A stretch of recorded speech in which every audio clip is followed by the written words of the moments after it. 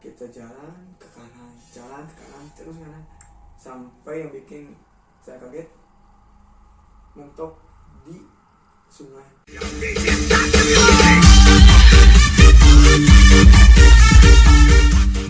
Jadi pas ke kanan terus kata si Jack beri, ada apa Cot?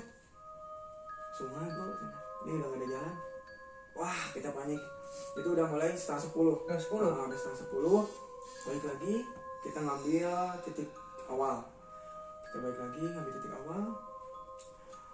Kita runding, ini gimana? Nah, yaudah sok, kenapa kamu gimana? Ya semua ngikut. Ya. Nah kata Sari bilang gini, kamu leader Cot, kamu leader, ini gimana?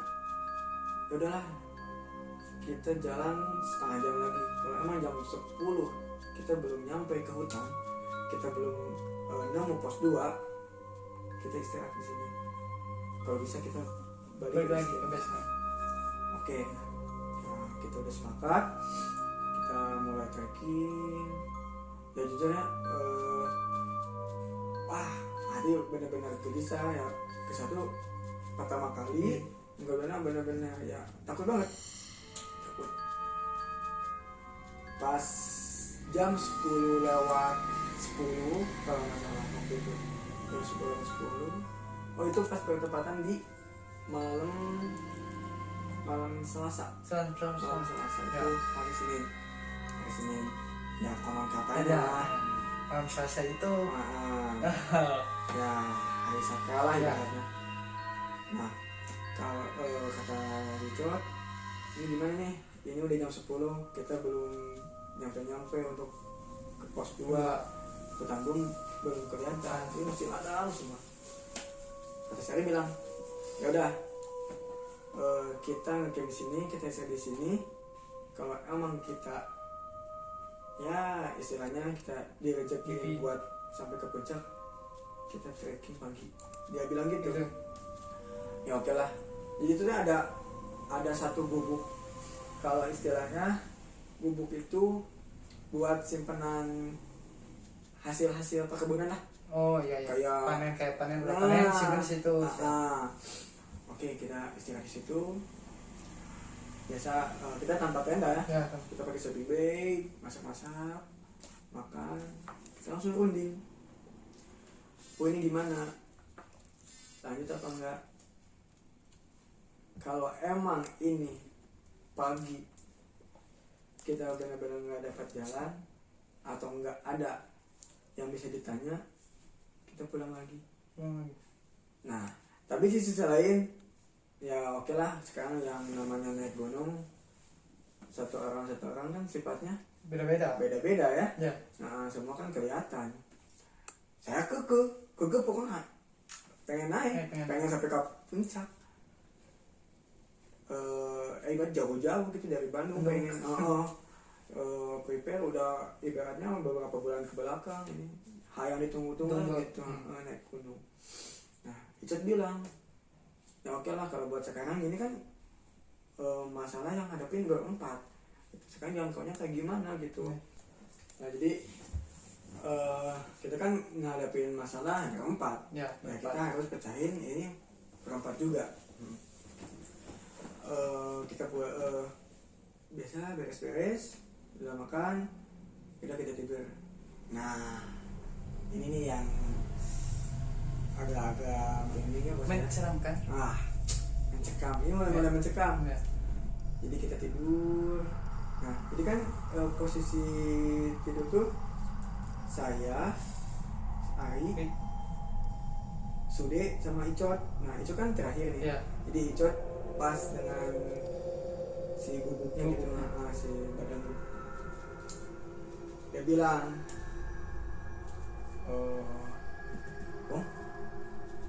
tidur belum? Saya diam-diamnya ya. Belum nih, ya pura-pura gitu. Padahal hati, emang bisa tidur, kayak gelisah. Emang mata bisa diperang, tapi hati salah.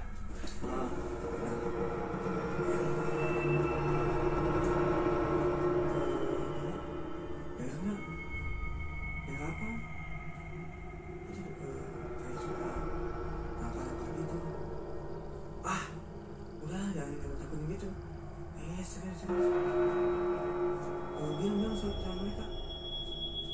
Ari sama Ibu Naras masih Ucap udah tidur. Tidur. Wah dia udah ngeret banget. Kita berdua masih saling cubit. Itu benar-benar keadaan ya sunyi sepi lah. Ya namanya sekarang tengah malam di perkebunan di ladang. Siapa yang mau ke situ? Ya udahlah, berdoa dulu. Ya berdoa, sebenarnya berdoa. Hati emang benar-benar susah pisah. Terus Ari bilang, ya udah kita ya intinya kita pura-pura tidur aja lah, itu mudah-mudahan kita tidur beneran. Gitu bilang gitu. Mudah-mudahan di pagi kita dapat rezeki gitu. Kalau emang kita boleh ke puncak, ya insya Allah kita ke puncak, kita lanjut. Dan di situ udah mulai ngantuk-ngantuk lah. Kalau nggak salah sekitar jam 1. Itu baru bisa tidur jam 1. Jam 1 mungkin bisa dibilang dia udah tidur. Udah tidur. Masih dari itu tidur jam itu kan masih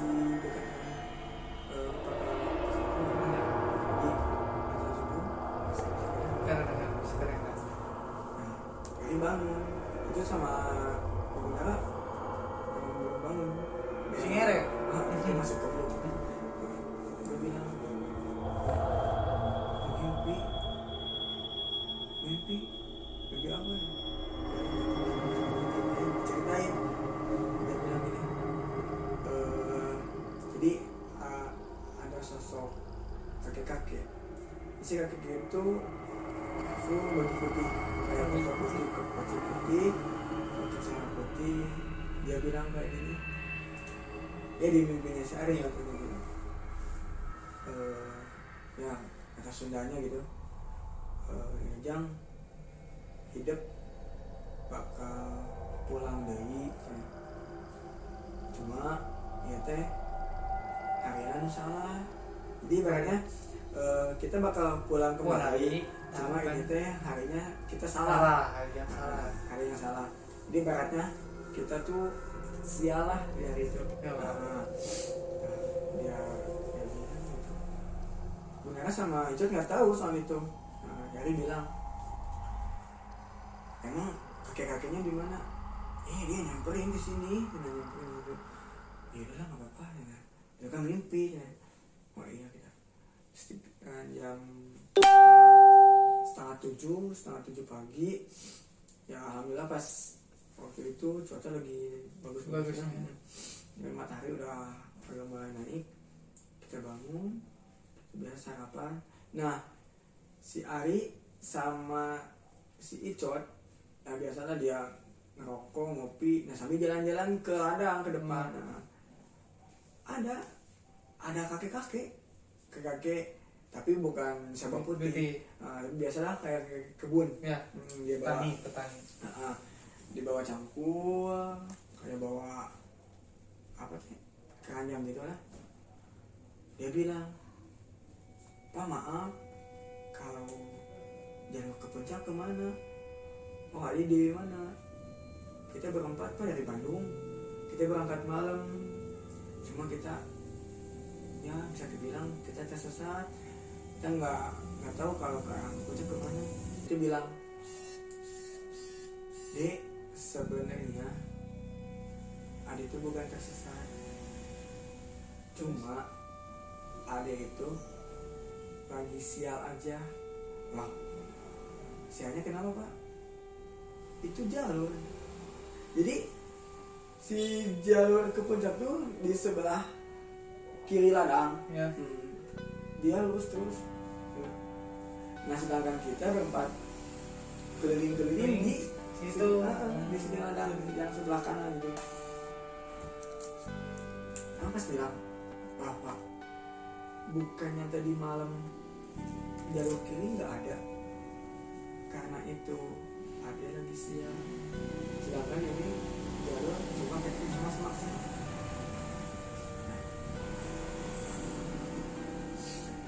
Jadi si jalur ke puncak itu udah kita bersama-sama. Jadi kita emang benar gak kelihatan banget gitu. Apalagi lagi malam itu jadi kelihatan. Parah. Itu ke satu mungkin capek, yang kedua dingin, yang ketiganya emang benar agak panik Ya. Nah, jadi mungkin pikirannya kacau. Nah, kata si bapak itu, kata si kakek-kakek itu, kalau dari sini ngikut jalur ini nanti nemu pintu hutan. Hutan. Pintu hutan. Nah, udah dari situ kita langsung ke puncak. Nah, kakek bilang berapa lama pak? Ya sekitaran 3-4 jam. Itu yang biasa. Kakek itu bilang, oh ya pak, makasih pak. Ya sama-sama, hati-hati katanya bilang. Cuma kalau malam, kalau pulang jangan kemalaman. Nah, jangan kemalaman. Ya kalau ibaratnya mau di trek, ya sebisa mungkin kita break dulu. Ngecamp lah walaupun situasi gimana gitu. Nah gitu. Intinya jangan sampai kemalaman di jalur. Kita packing, beres-beres. Nah kita mending apakah ini lanjut atau tidak. Nah, saya semangat karena udah nemu jalan. Kita pulangkan. Nah jadi setelah itu jam 7 Mulai trekking lagi jam 7 pagi. pagi. Nyampe, saya nyampe jam 12. 12 Kata si, siang. kata si bapak-bapak itu yang bilang jam 3 jam sampai 4 jam. Saya jam 12, jadi hampir 5 jam. 5 jam.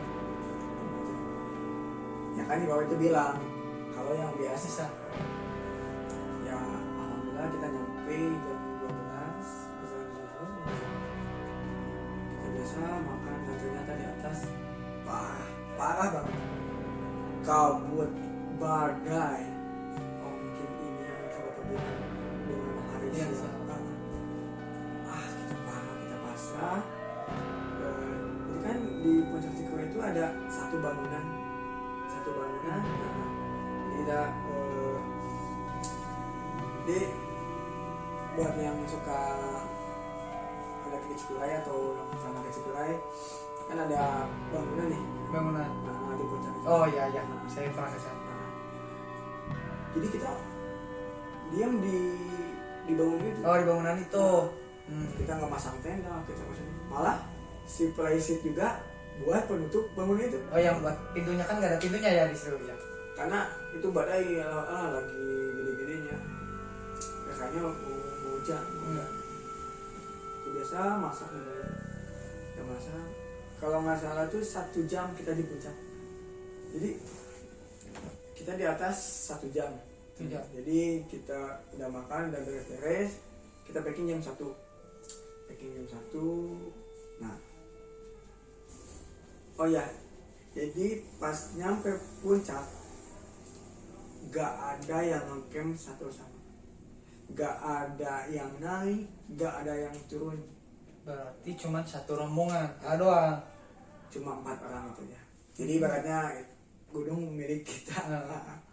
Kita di atas cuma berempat. Dan biasalah sebelum pulang kita foto-foto. Ya biasa kita sapi-sapi, kita ngabagiin lah namanya. Walaupun kabut, walaupun badai, ya alhamdulillah kita sehat walau masih setengah perjalanan. Dan ini juga ada fotonya.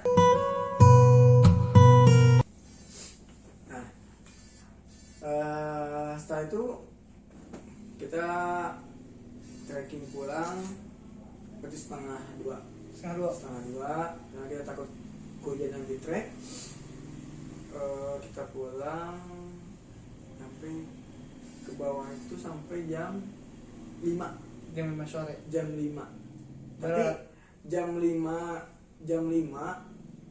itu di pos terakhir yang malam kita ngecamp. Itu bukan pos kayak yang gubuk. Oh yang gubuk. Yang gubuk. Nah, di sini yang anehnya lagi. Oh bentar. Berarti yang pendakian ini tektok. Bisa saya bilang gitu bisa tektok ya. Bisa dibilang tektok. Ya siapa tahu kan, saya Ya. kan rencana berangkat malam untuk nyari sunrise pagi-pagi Ya. malah nggak dapat apa-apa. Nah jadi, nah ini yang bikin anehnya lagi. Jadi yang bikin anehnya lagi itu si bapak-bapak yang ngasih tahu jalur trek untuk ke puncak, dia Ada lagi. Oh mungkin, dan saya pikir oh ini mungkin Lagi. ya petunjuk dari Allah lah Ya. gitu. Nah dia bilang kenapa sebenarnya udah pulang lagi, dia bilang gitu. Bapak dari pagi di sini, teman-teman bilang gitu. Oh enggak, nah bapak baru nyampe ini. Oh, nah pas kebenaran kita ngobrol kopi, hujan gede banget. Ya kita biasa adalah masih pembakaran yang di atas masih sisa, kita masak, kita makan. Nah udah itu hujan agak reda, itu kan otomatis jalanan ladang kan licin. Ya. Nah si bapak itu pulang, dia pamit, ya kita biasa kasih rokok, kasih kopi, dan pamit bareng sama si bapak duluan pulang. Nah ini yang mungkin aneh. Jadi kan kalau ladang jalurnya lurus, otomatis kan sejauh di mana itu si bapak jalan kan masih kelihatan. Nah, si bapak jalan ya sekitar 5-10 menit. Itu kan jalan licin. Ya. Nggak mungkin kan dia lari. Ya. Nah, Apalagi udah tua ya. nah kita packing, beres-beres. Ya selang 10 menit si bapak jalan, kita turun. Udah nggak ada. Udah nggak ada. Wah, si bapak kemana? Paling belok. Kalau belok kemana? Sedangkan kan ladang perkebunan kan luas. Nah, adalah kita ambil positif, kita turun. Nah itu mulai udah setengah udah sama-sama ya. Kalau di kampung sebelum azan sholat gitu. Ya. Wah udah mulai itu udah mulai gelap gitu. Nah saya bilang gini, ingat ya, jangan sampai kemajuan di jalan. Kita panik kan di situ. Saya ini setengah 6 lebih kita masih di ladang. Nah di situ posisi saya beda untuk pulangnya. Saya beda. Nah jadi Icot, Ari sama Diki di belakang gitu. Nah, dia sudah lihat. Kamu nyari jalur, kamu duluan. Kalau emang ini treknya lurus terus, nanti kamu stay, nanti kamu break. Oh iya, saya duluan. Udah nggak ada orang, nggak ada. Jadi istilahnya hari itu tuh hanya kita, Ya. selain dengan si bapak itu. Nah kita bawa, dia bilang ya saya break ya. Jadi ada satu belokan, jadi kalangan bukit kita dikit lah. Ada kebun yang agak tinggi. Nah saya break di situ sambil nunggu teman-teman turun. Nah, teman-teman bilang ya kan gini, pendaki tadi kemana? Pendaki gimana? Kamu kan ini berdua gimana? Bingung. Berdua gimana? Iya katanya kamu ada teman sama turun. Wah udah nggak akan benar gimana? Yaudah ya jalan. Nah ya saya di dalam hati dia ngomong apa tadi? Dia bilang berdua. Wah udahlah. Nah pas dia udah bilang kayak gitu, Saya turun, ya sampai maghrib lah kita di base camp. Di base camp. Kita alhamdulillah kita nyampe di base camp, ya kita bersih-bersih, kita sholat. Setelah itu jadi ada tukang bakso, kalau bisa dibilang bakso tahu lah. Nah, kita beli. Nah, si Mang itu bilang, dari mana? Oh, kita dari Bandung, Mang. Kita dari Bandung. Cuma berempat. Iya, cuma berempat. Nah, si Mang ini bilang ini, emang bisa ya dari Cikuray ke sini? Bener-bener, Mang. Maksudnya gimana, Mang? Iya, kan udah dari Cikuray ya? Iya, dari Cikuray. Iya, dari Cikuray. Oh, emang jalur mana lewatnya? Ya. Itu kan cuma orang situ. Nah, saya lihat si Mang itu ya muka-muka bingung gitu. Ya. Ya udahlah, nggak apa-apa. Gak usah dibahas. Nah. Kita makan, kita runding, ya biasalah canda-canda. Jadi ngomongin ini itu, ya pas di ladang kita sempat banyak jatuh karena kan licin. Nah, kita mulai pamit ke si bapaknya, ya sudah bisa kita pulang. Nah, jadi yang tadi saya sampaikan yang pas di awal ada yang di skip. Nah, mungkin kali ini saya sedikit menceritakan. Nah, ini kan pas sebelum kita penataan, jadi kita ngomong dulu ke si bapak. Pihak base campnya. Ke si bapak. Pak, kalau hari ini ada pendakian nggak? Oh, nggak ada. Cuma kemarin ada 4 orang dari Jakarta. Dia bilang gitu. Ya kita aman lah. Kan dia bilang kemarin. Bilang hari ini, ya nggak apa-apa lah.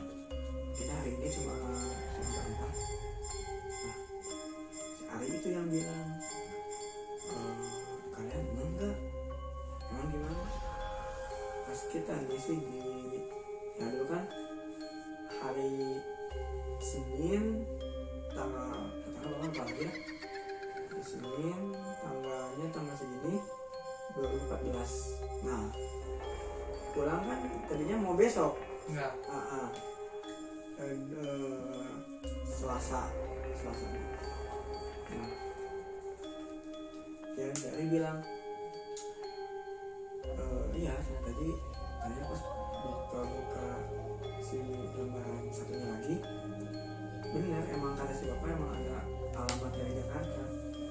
Cuma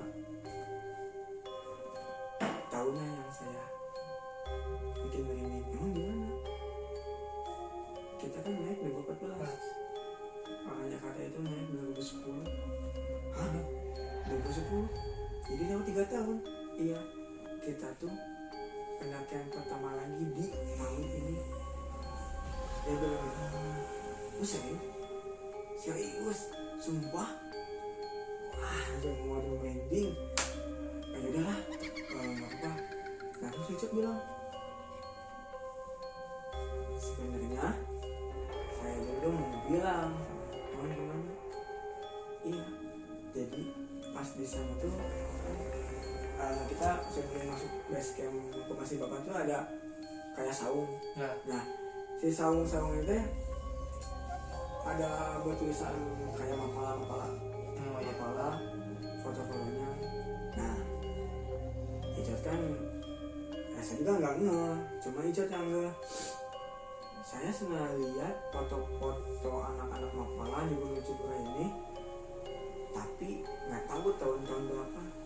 Cuma yang saya pahami itu, kalau cetakan foto untuk zaman-zaman sekarang, ya sebenarnya kertasnya beda. Ya, Hitam putih semua.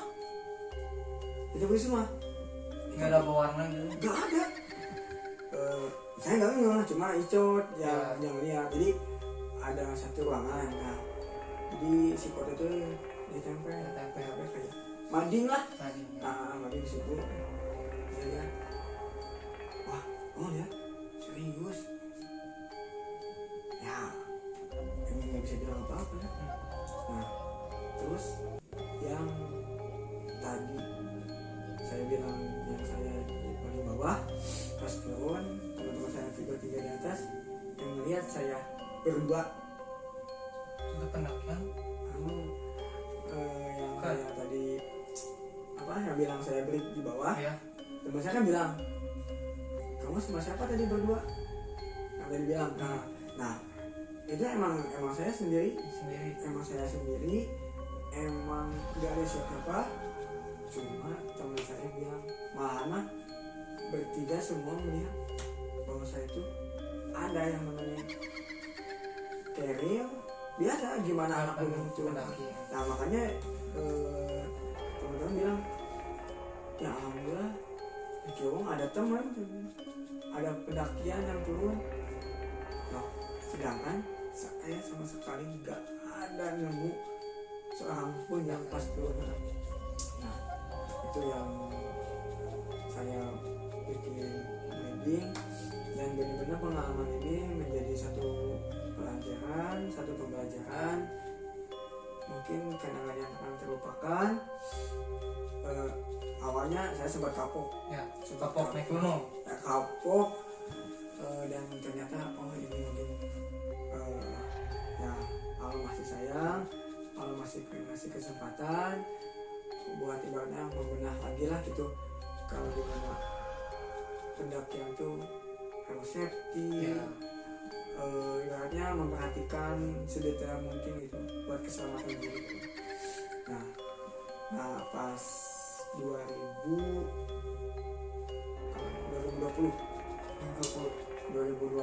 saya naik lagi ke Cikuray sama Lat Bayongbo.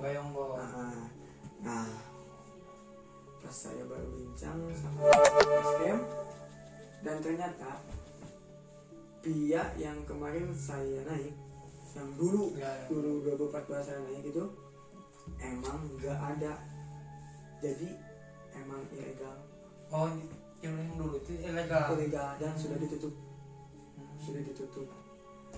Saya kaget, ya udah bisa dibahas, ya mungkin jadi satu cerita lah buat diri saya sama anak-anak. Pas dia bilang ya emang dulu ada Pia Bayombong, dan emang itu yang pertama kali jalur pendakian buat untuk ke Cikuray, emang itu.